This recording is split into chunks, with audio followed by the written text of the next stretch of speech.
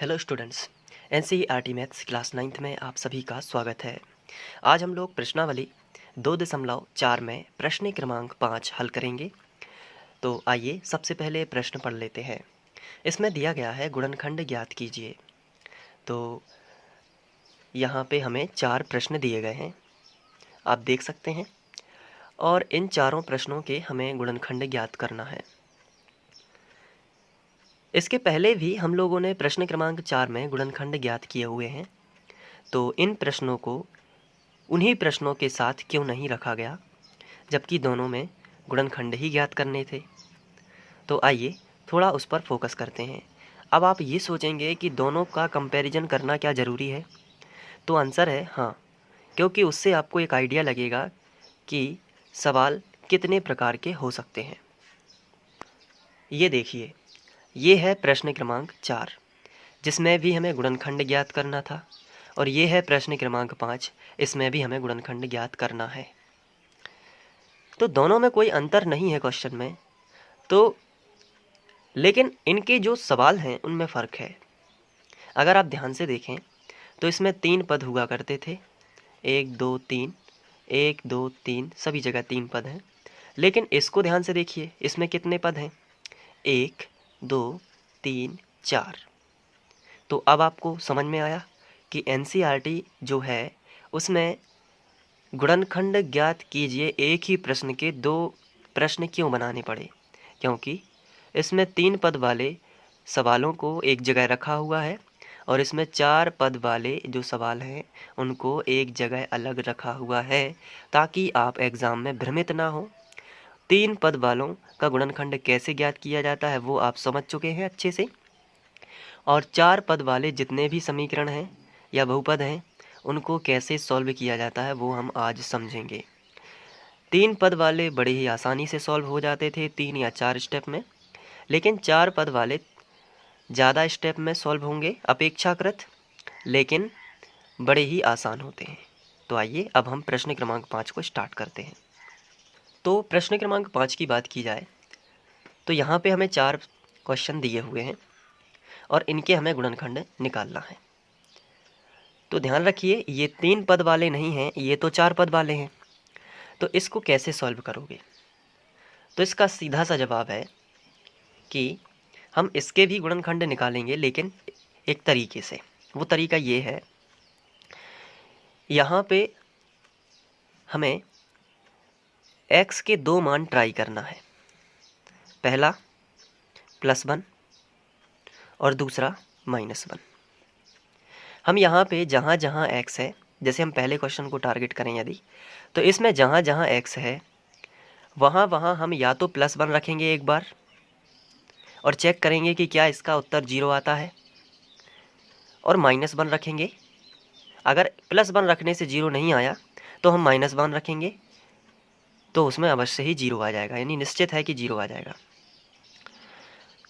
तो हम यहाँ पे ट्राई करेंगे एक बार +1 रखकर और एक बार -1। अब मान लीजिए कि हमने +1 रखा और ये 0 आ गया, तो +1 रखने से अगर शेषफल 0 आता है तो आपका गुणनखंड इसका अपोजिट होगा, यानी +1 का होगा x - 1। और अगर -1 रखने से इसमें अगर 0 आता है, अगर -1 रखा आपने, जहाँ जहाँ x है वहाँ वहाँ -1 रखा, और आपका जो शेषफल है वो 0 आता है या बहुपद शून्य हो जा रहा है, तो आपका गुणनखंड होगा इसके -1 के अपोजिट x + 1। ये आपको थोड़ा ध्यान रखना है। अब यहाँ पे x है, यहाँ पे x है, यहाँ पे x है, लेकिन यहाँ पे तो y है, तो यहाँ पे परिस्थिति के अनुसार हम चेंज हो जाएंगे और y का मान अब रखेंगे या तो +1 या -1। चलिए, ये छोटी सी बात मुझे बतानी थी, उसके बाद हम इसको एक एक करके सॉल्व करेंगे तो ये बहुत अच्छे से आपको समझ में आने लगेगा। अब इसके बाद दूसरा स्टेप क्या होता है? दूसरा स्टेप ये होता है कि जब आप, या तो आपका जो गुणनखंड होगा वो होगा x - 1, या फिर आपका गुणनखंड होगा x + 1। इतना तो आप जानते हैं। उसके बाद अगर आपका गुणनखंड x माइनस 1 है तो आप इसमें भाग देंगे उससे, और आप भागफल देखेंगे। भाग कैसे दोगे? इस तरीके से आपको भाग देना है। x माइनस 1 आपको यहाँ पे लिखना है और ये पूरा का पूरा अंदर लिख देना है इस तरीके से, और कुछ आपका भागफल आएगा। ठीक है, अब जो भागफल आएगा तो भाजक गुणित भागफल, यहाँ पे आपको कुछ इस तरीके से करना है, भाजक गुणित भागफल प्लस शेषफल। शेषफल तो हमेशा 0 ही आएगा, तो भाजक गुणित भागफल प्लस शेषफल बराबर भाज्य होगा। तो ये फॉर्मूला लगाएंगे। वो फॉर्मूला क्या होता है? ये फॉर्मूला होता है, तो ये लगाएंगे और इससे हमारा गुणनखंड आ जाएगा। ये तो मैंने समझाया अभी शॉर्ट में, ताकि आपका कुछ माइंड सेट बन सके कि कैसे इनको सॉल्व करना है। आइए हम प्रश्न क्रमांक 1 से स्टार्ट करते हैं। तो ये हमें दिया गया है पहले क्वेश्चन में। अब इसको हमें px मानना है सबसे पहले, या फिर आपको px नहीं भी मानना है तो कोई टेंशन नहीं है। हम पहले डायरेक्ट इस क्वेश्चन को लिख लेते हैं इस तरीके से। अब इसके बाद हमें रफ में जाना है और +1 और -1 को ट्राई करना है। चलिए सबसे पहले हम +1 ट्राई करते हैं। तो यहाँ पे जहाँ जहाँ x है रफ में, हम उसकी जगह पर 1 रखते जाएंगे। तो x घन है तो 1 का घन हो जाएगा, -2 x वर्ग है तो 1 का भी वर्ग हो जाएगा, माइनस x की जगह पर 1 + 2। तो 1 का घन 1 ही होता है, 2 एकम 2 हो गया, और फिर -1 है और +2 है। तो यहाँ पे देखिए माइनस का और प्लस का 2 कैंसिल, माइनस का 1 और प्लस का 1 भी कैंसिल, तो कितना आया? 0 हो गया ना। तो यहाँ पे जब 0 आपका आ जाए तभी आपको लिखना है, यहाँ पे उपरोक्त समीकरण में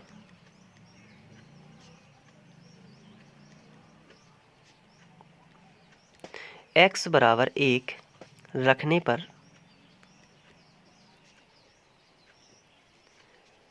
ठीक है, तो रख देते हैं। तो इस तरीके से 1 का घन -2, 1 का वर्ग माइनस x की जगह पर 1 + 2। तो 1 का घन क्या होता है? 1, -2 - 1 + 2, शेषफल कितना आएगा? 0। तो क्या लिखना है? उपरोक्त समीकरण में x बराबर 1 रखने पर शेषफल क्या हो गया? 0। इसलिए +1 है तो x - 1, उसका अपोजिट x - 1, x घन -2x वर्ग, ये क्वेश्चन लिख रहा हूँ, -x + 2 का एक गुणनखंड है। क्योंकि शेषफल 0 होने पर वो चीज़ गुणनखंड होती है ना, तो का एक गुणनखंड है। जब गुणनखंड होता है तो हम इसका इसमें भाग देंगे तो शेषफल 0 आएगा। तो हमें सही में भाग देना है, क्योंकि हमें भागफल की ज़रूरत होगी तब। अब हम भाग दे देंगे तो भाग का चिन्ह बनाएंगे और छोटी संख्या यहाँ पे लिखना है बाहर, इसे हम बोलते हैं भाजक। और जो बीच में लिखते हैं बड़ी संख्या, जो बहुपद हमें दिया गया था,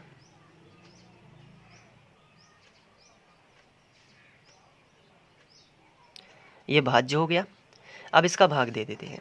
तो चलिए पहला पद और पहला पद आपको ध्यान से देखना है। यहाँ पे x पर 3 की घात है, यहाँ x पर सिंगल की घात है, तो 2 की घात की कमी पड़ रही है, क्योंकि यहाँ पे 3 की घात है, यहाँ पे सिंगल 1 की घात मानी जाती है। तो अगर हम इसको x पे 2 की घात दे दें तो इसके बराबर होगा। कमी देखना होता है, पहले पद और पहले पद में आपको कमी देखना है कि इन दोनों में किसका अंतर है।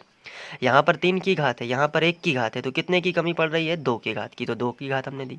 अब जो भी हमने कमी ऊपर लिखी है उसका गुणा इसमें भी होगा और इसका गुणा इसमें भी होगा। तो पहले करेंगे इसमें, x वर्ग का x में करोगे तो x घन आएगा, और x वर्ग का 1 में करोगे तो माइनस का x वर्ग आएगा, क्योंकि माइनस भी तो है, तो माइनस का x वर्ग आएगा। अब इसके बाद नीचे एक लाइन खींचते हैं, उसके बाद हम चिन्ह बदलेंगे। थोड़ा लाइन नीचे से खींचना है अंतर दे के, ये देखिए।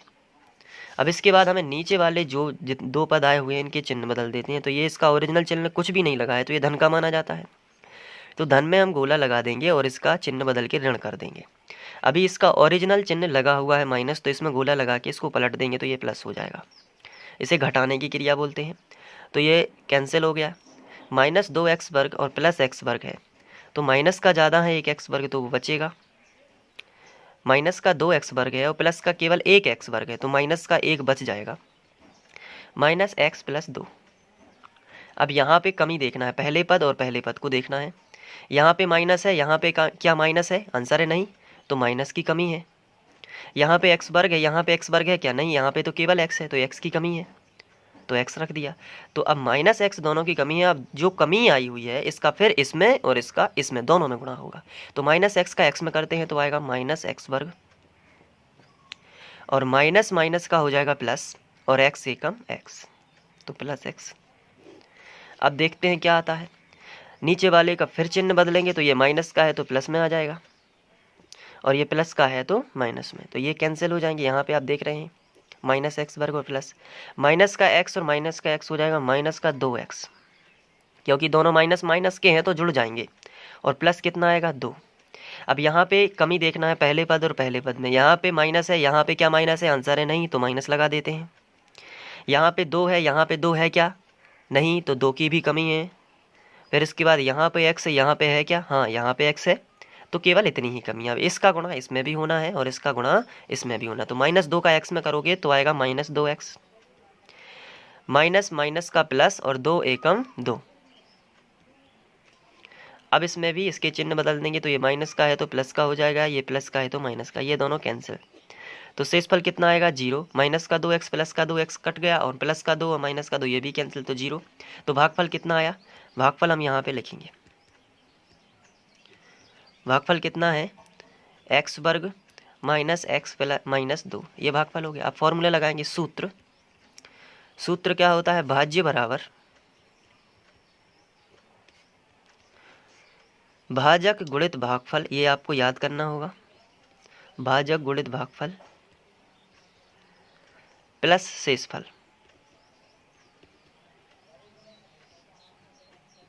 तो भाज्य कितना है? भाज्य ये कहलाता है बीच वाला x घन माइनस 2x वर्ग माइनस x, ये पूरा लिख लेते हैं।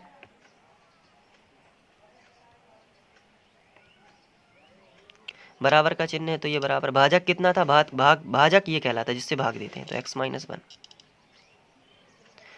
गुणित यानी कि कोष्टक। भागफल कितना आया? ये सामने लिखा हुआ है आपके, x वर्ग माइनस x - 2, और प्लस शेषफल कितना है? 0।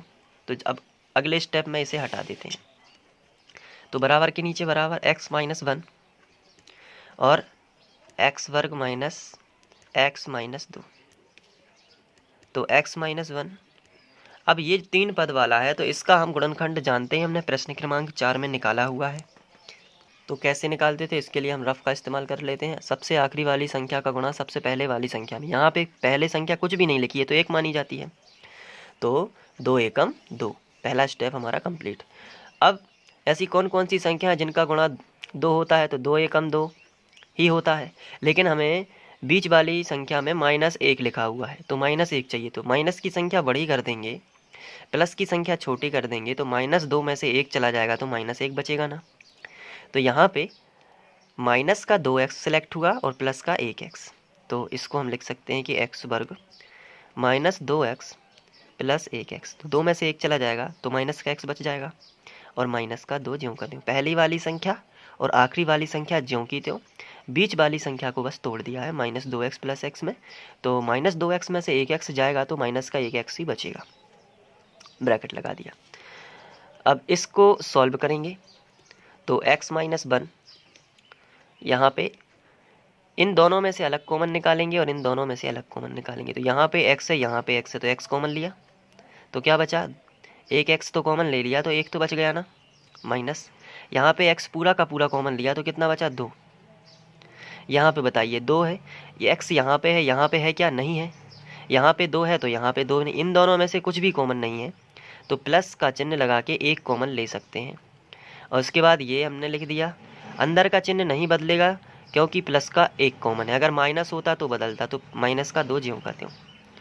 आगे बढ़ते हैं, तो x - 1, अब यहाँ पे ये 2 जगह लिखा है तो इसको एक जगह लिख देते हैं x - 2, और ये जो बाहर है इसको अंदर कर लेते हैं x + 1। तो यहाँ पे अब इसको बिना ब्रैकेट के लिखेंगे x - 1 x - 2 x + 1, तो आप देख सकते हैं कि ये अभीष्ट गुणनखंड यहाँ पे आ जाएंगे, तो यही हमारा आंसर होगा। तो ये जो इसके गुणनखंड हैं इसको हम नीचे लिखते आएंगे, और इस तरीके से ये इसके गुणनखंड हो जाएंगे और यही आंसर हो जाएगा। चलिए स्क्रीनशॉट ले लेते हैं।